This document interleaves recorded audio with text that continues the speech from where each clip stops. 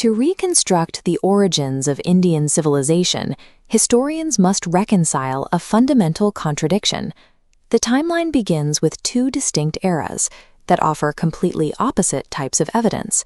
We find expansive ancient cities where we cannot read a single word of the local writing, followed by a period of dense literary output from a culture that left behind almost no physical ruins. The Indus Valley civilization produced an abundance of physical artifacts and complex urban centers. However, because its script remains undeciphered, the internal thoughts, laws, and specific events of its history remain locked away.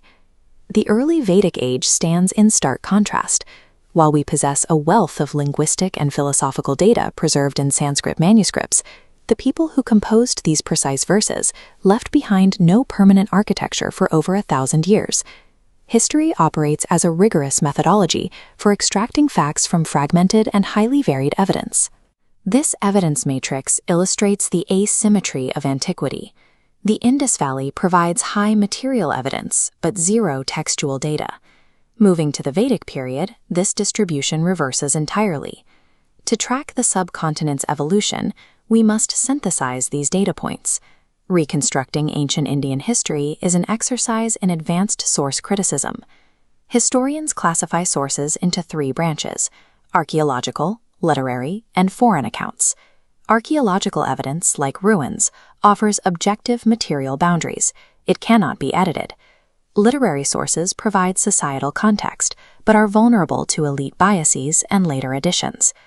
Modern historical methodology requires that no single source is accepted as fact without cross-verification. We call this corroboration. It's where material evidence proves the reality of a written claim, and a text provides the context for a silent ruin.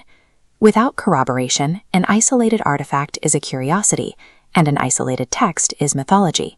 Only together do they yield verifiable history. The Indus Valley civilization provides our first test case. This Bronze Age society was rooted in the shifting river systems of the northwestern subcontinent. Because we cannot read the script, historians decode this society using the archaeological paradigm. Every insight into their political life must be extracted from material remains. This photograph shows the grid-based town planning found across multiple distant Harappan sites. This standardized grid suggests a high degree of civic coordination. While the specific form of government is debated, the layout proves that a sophisticated governing logic was applied consistently across several hundred miles. This uniformity extends down to the construction materials. Excavations reveal standardized weights, uniform measures, and baked bricks produced to an identical ratio. Such material consistency points toward an integrated and highly regulated economy. This suggests a society driven by a powerful merchant class or civic council rather than a singular monarch. The precision of these baked brick channels reveals advanced sanitation and drainage infrastructure. This indicates a culture that prioritized civic engineering over monumental palaces. Interpreting these ruins has evolved over time. Mid-20th century scholars originally argued that an invading Aryan force destroyed these cities in a violent conquest. Modern archaeological stratigraphy corrected that view. Sediment layers show the decline was gradual, caused by shifting river courses and ecological degradation. By reading the mute stones, researchers identified an indigenous, structurally robust urbanization, proving that a functioning state can be identified without literature. Moving to the early Vedic period, the methodology adapts. We are now analyzing a wealth of oral literature from a culture that left behind almost no early archaeological structures. This linguistic tree charts the roots of the Indo-European language family. Tracking shared vocabulary contextualizes the arrival and development of Sanskrit in the subcontinent.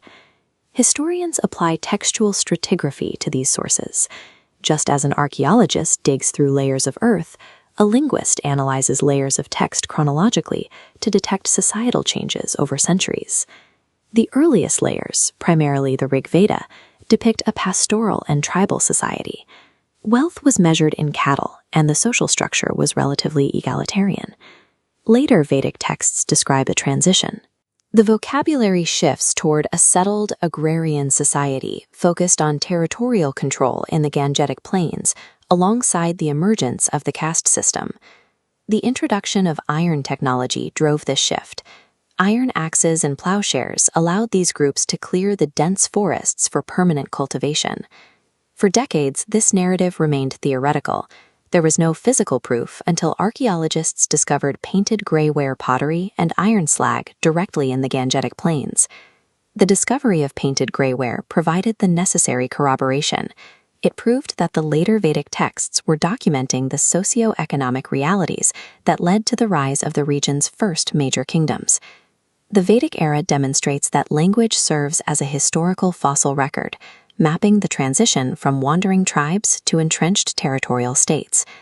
Even with corroborated facts, historians produce different interpretations based on their own analytical frameworks. These are known as historiographical lenses, ideological filters that emphasize specific pieces of data while entirely ignoring other evidence. During the 19th century, the colonial lens dominated. British historians interpreted ancient texts to argue that the subcontinent was historically stagnant, suggesting that India required outside intervention to progress. In response, the nationalist lens emphasized an unbroken continuity of indigenous culture, using Golden Age narratives to support the independence movement. Post-independence, the Marxist lens analyzed ancient India through changes in the means of production, such as the adoption of the iron plow. Rigorous history requires synthesizing insights from these different schools while prioritizing raw, corroborated data. The origins of Indian civilization rest on dual foundations. The Indus Valley provided the blueprint for structural urbanization, while the Vedic age generated the philosophical and linguistic frameworks that defined later society.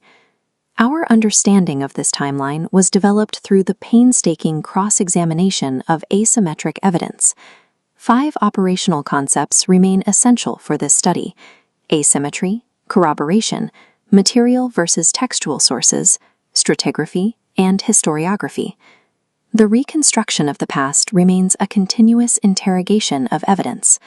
The intellectual rigor of studying ancient India lies in embracing the silence of its ruins and the complexity of its texts to build a verifiable model of human progress.